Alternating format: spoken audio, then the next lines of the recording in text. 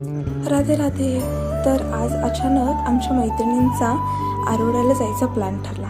तिथे सीता नाटिका म्हणून नाटक होतं आणि गर्दीही भरपूर होती. आम्ही आत गेलो, पाहतो तर इतके स्टॉल्स लागले होते. खायचे वेगवेगळे खाद्यपदार्थाचे स्टॉल्स होते आणि कोणत्याही कानात लसूण कांदा काहीही नाही. तिथून आम्ही आत गेलो. इतकी छान मंदिराची सजावट केली होती आणि ह्या माझ्या दोन्ही मैत्रिणी.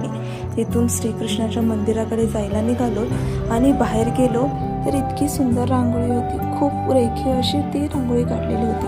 मग आम्ही मंदिराच्या आत प्रवेश केला. जसं आम्ही मंदिराच्या दिशेने निघालो ते गर्दीमध्ये श्रीकृष्णाचं इतकं छान दर्शन झालं. ते इतके सुंदर दिसत होते की त्यांच्याकडे बघतच बसावं असं वाटलं. आम्ही 10 मिनिटे तिथेच मंदिरात बसलो, भजन ऐकले, सगळं आवरलं आणि त्याच्या प्रदक्षिणा घातल्या आणि मग आम्ही तिथून बाहेर जायला निघालो. की मंदिराच्या मागच्या साईडला कार्यालयामध्ये ही नाटिका चालू होती. त्यामुळं आम्ही तिघीही ती नाटिका बघण्यासाठी तिथून मंदिराच्या बाहेर निघालो. कार्यालयाजवळ आलोत आणि ही नाटिका चालू होती. खूप छान त्यांनी असं नाटिका करून प्रत्येकाला इस्कॉन टेम्पलबद्दल सांगितलं आणि त्यानंतर आम्ही थोडी खरेदी केली आणि घरी जायला निघालो. चला बाय बाय, भेटूया पुढच्या ब्लॉगमध्ये.